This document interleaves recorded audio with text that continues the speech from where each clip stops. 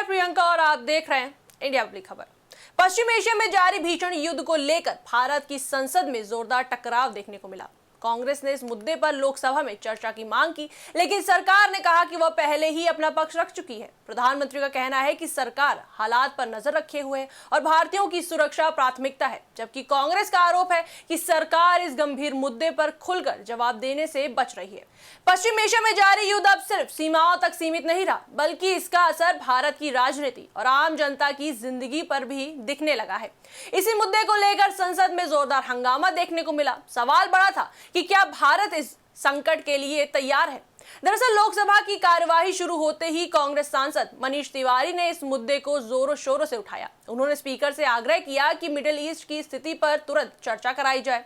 उनका कहना था कि यह केवल विदेश नीति का मामला नहीं है, बल्कि इसका सीधा असर भारत के हर घर पर पड़ सकता है। उन्होंने साफ शब्दों में कहा कि एलपीजी गैस, कच्चा तेल की सप्लाई पर संकट मंडरा रहा है। अगर अभी चर्चा नहीं हुई तो आने वाले समय में आम जनता को बड़ी कीमत चुकानी पड़ सकती है। जैसे जैसे विपक्ष के सदस्य अपनी मांग दोहराते गए, सदन का माहौल गर्माता गया और आखिरकार कार्रवाई को कुछ समय के लिए स्थगित करना पड़ा। अब सवाल उठता है कि सरकार क्या कह रही है। तो आपको बता दें, संसदीय कार्य मंत्री किरण रिजिजू ने विपक्ष के आरोपों का जवाब देते हुए कहा कि सरकार इस मुद्दे से भाग नहीं रही है। उन्होंने बताया कि प्रधानमंत्री नरेंद्र मोदी, विदेश मंत्री एस जयशंकर और पेट्रोलियम मंत्री हरदीप सिंह पुरी पहले ही संसद में इस विषय पर विस्तार से बयान दे चुके हैं। इसके साथ ही रिजिजू ने यह भी कहा कि सरकार हर समय विपक्ष के साथ बातचीत के लिए तैयार है और इस संकट पर राजनीति नहीं होनी चाहिए।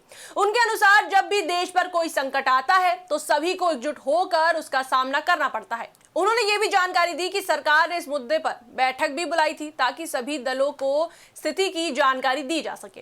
वहीं अब बात करते हैं प्रधानमंत्री के रुख की। तो प्रधानमंत्री मोदी ने साफ किया कि सरकार की पहली प्राथमिकता है भारत पर इस युद्ध का असर कम से कम हो और विदेशों में रह रहे भारतीय सुरक्षित रहें। उन्होंने कहा कि युद्ध शुरू होने के बाद से ही भारत लगातार खाड़ी देशों के संपर्क में है और हर संभव कदम उठाया जा रहा है। पीएम मोदी ने यह भी कहा कि सरकार हालात पर नजर बनाए हुए है और जरूरत पड़ने पर तुरंत कार्रवाई की जाएगी।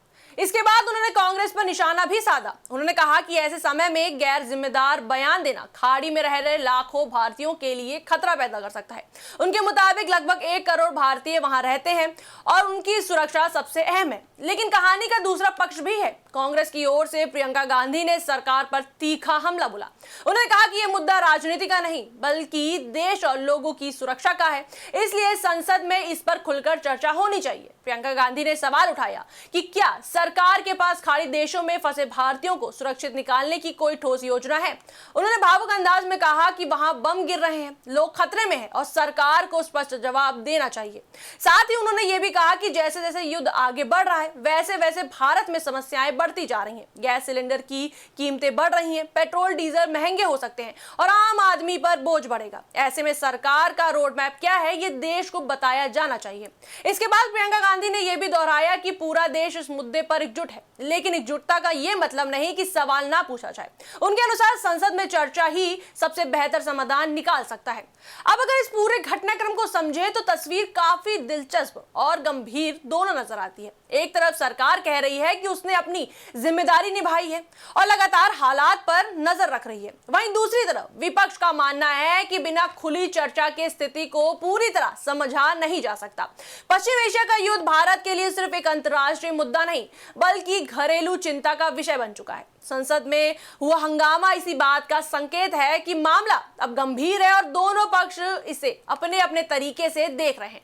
सरकार जहां भरोसा दिला रही है कि सब नियंत्रण में है, वहीं विपक्ष पारदर्शिता और ठोस योजना की मांग कर रहा है। असली सवाल ये उठता है कि क्या दोनों मिलकर इस संकट का समाधान निकाल पाएंगे या फिर ये मुद्दा भी राजनीति की भेंट चढ़ जाएगा। आने वाले दिनों में ये साफ हो जाएगा कि ये बहस सिर्फ शब्दों तक सीमित रहती है या सच में देश के हित में कोई बड़ा कदम उठाया जाता है। इस पर आपकी क्या राय है, हमें कमेंट सेक्शन में जरूर बताएं। वीडियो को लाइक करें, शेयर करें, मेरे चैनल को सब्सक्राइब करें।